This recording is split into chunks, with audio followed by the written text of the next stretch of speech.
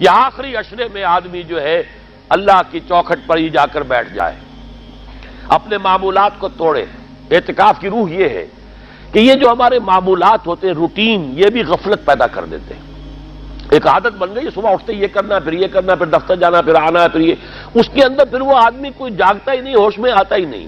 وہ گویا کہ ایک مدہوش سا ہے اور ایک وہ اپنا سائیکل چل رہا ہے خود بخود۔ اس سائیکل کو توڑو، جیسے 5 دفعہ وہ سائیکل توڑتے ہو نماز کے لیے۔ آؤ یہاں آؤ، آؤ سجدے میں گرے، لوح جبیں تازہ کریں، یاد کرو اللہ کو دوبارہ، اپنا عہد استوار کرو دوبارہ، ایاک نعبد و ایاک نستعین۔ اسی طرح سال میں ذرا یہ 9-10 دن بھی ایک دفعہ توڑو اپنے روٹین کو، جاؤ وہاں ڈیرا لگا لو مسجد کے اندر اللہ کے در پر، سوائے جو ناگزیر حوائج انسانیاں ہیں، پیشاب وغیرہ کے لیے جانا ہے، باہر جاؤ، وضو کرو، پھر آ کے بیٹھ جاؤ۔ محض فرحت حاصل کرنے کے لیے نہانے کی اجازت بھی نہیں ہے۔ غسل واجب ہو گیا ہو تو نہاؤ، ورنہ پھر یہ کہ ہیلے بتاتے ہیں ہمارے علماء کہ وضو کی نیت سے جاؤ، غسل کر کے آ جاؤ، اس لیے کہ معلوم ہے کہ آج آدمی کی جو عادت بن گئی ہوئی ہے، روزانہ نہ نہائیں تو طبیعت پہ کسل رہتا ہے۔ لیکن اسی کو تو توڑنا ہے، اسی روٹین کو تو توڑنا ہے۔ اصل میں اجازت نہیں ہے، اصلاً اجازت نہیں ہے۔ آپ جو ہے جو بھی ناگزیر، ہاں اگر آپ کو فرض کیجئے کوئی ایسی شکل ہو گئی ہے، رات کو آخر سوئے تو ہے، سونے میں بدخوابی ہو گئی ہے، نہانا ہے تو جاؤ نہاؤ، ٹھیک ہے، غسل واجب ہے، نہاؤ۔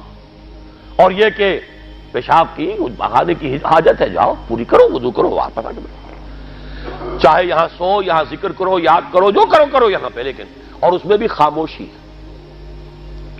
وہاں ہمارے ہاں آج کل اس کے اندر بھی بڑے لمبے لمبے چوڑے پروگرام شروع کر دیتے ہیں، لوگ بیٹھے ہیں گپ بازی کر رہے ہیں۔ میں نے خود میدان عرفات میں لوگوں کو تاش کھیلتے دیکھا ہے، تاش عرفات میں۔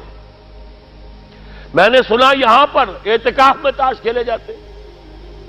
آپ بالکل نوجوان چھوکرے، فضیلت سنی اعتکاف کی، ویسے بھی گھر سے بھاگنے کو جی چاہتا ہی ہے، کچھ دنوں کے لیے نکلے اس گھر سے، مسجد میں آ کے بیٹھ گئے، وہاں پہ گپے بھی ہو رہی ہے، لطیفہ بازی بھی ہو رہی ہے، تاش بھی کھیلے جاتے۔ یہ اعتکاف ہو رہا ہے۔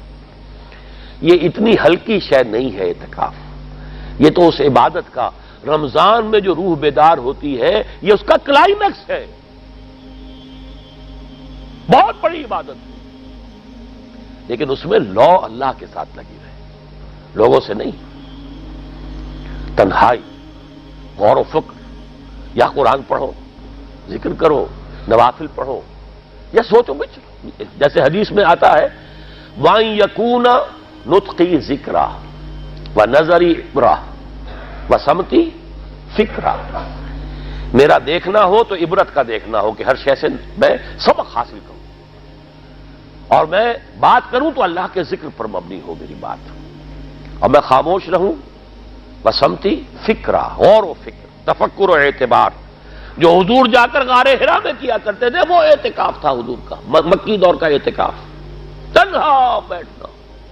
اور یہ روایت مجھے بعد میں معلوم ہوا کہ یہ بنو ہاشم میں یہ روایت تھی، حضور کے دادا بھی جا کر وہاں پر غار حرا میں بیٹھا کرتے تھے، یہ ان کی ایک خاندانی روایت چلی آ رہی تھی، یہ جگہ تھی۔ اور وہ جگہ ایسی ہے عجیب سی، اب تو خیر بڑی بڑی عمارتیں حائل ہو گئی ہیں، ورنہ میں نے جب پہلا حج کیا تھا سن 62 میں، تو میں نے اس وقت جا کر دیکھا تھا، واقعتاً سیدھا کعبہ نظر آتا ہے وہاں سے، اور کچھ درمیان میں نہیں۔ جیسے اس کو سلٹ لیمپ کہتے ہیں، وہ غار ہے ہی ایسی کہ سامنے ایک دراڑ سی بس کھلی ہوئی ہے، یہ اس کے اندر سے وہاں بیٹھ جائیے، سیدھی نگاہ خانہ کعبہ پڑ جاتی تھی۔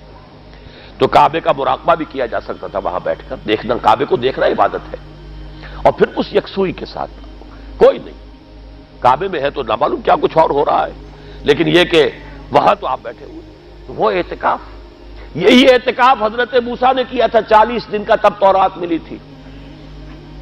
یہی 40 دن کا روزہ کیا رکھا تھا، یہ اگرچہ قرآن میں مذکور نہیں ہے، حضرت موسیٰ کا تو قرآن میں مذکور ہے، حضرت عیسیٰ کا انجیل میں مذکور ہے، 40 روز کا روزہ اور اعتکاف پہاڑوں میں کیا جا کر، تب انجیل ملی۔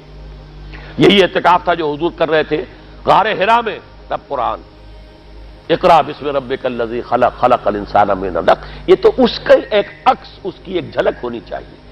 میں نے روح اعتکاف پر بھی ایک زمانے میں ایک تقریر کی تھی، میں نے دیکھا چھپی ہوئی تھی، اب پتہ نہیں کہیں اویلیبل ہے یا نہیں، ایک علیحدہ کتابچے کی شکل میں بھی تھی۔ ویسے عظمت سیام و قیام رمضان مبارک پر بھی میرا کتابچہ ہے، اور عظمت صوم، جس میں کہ پھر میں نے یہ انسان کے 2 وجود، اس کے بارے میں بھی خاصی وضاحت کے ساتھ گفتگو کی ہے، وہ بھی میرا کتابچہ ہے، شاید باہر اس پہ ہوں گے۔ تو فرمایا جب تم اعتکاف میں ہو تو ان کے ساتھ مباشرت نہیں کر سکتے۔ تلک حدود اللہ ہے، یہ اللہ کی حدود ہیں، فلا تقربوها، ان کے قریب مت جانا۔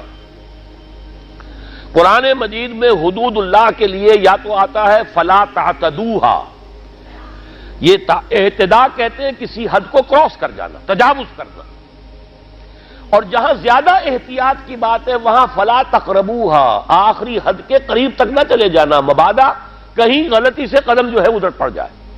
جیسے حضور نے حدیث کے اندر بیان فرمایا الا لکل ملک حمن، ہر بادشاہ کی ایک محفوظ چراگاہ ہوا کرتی تھی، اسی کے جانور اس میں چریں گے، کوئی رعیت میں سے کسی کی بھیڑ بکری، کسی کا کوئی جو ہے گھوڑا وہاں نہیں آ سکتا۔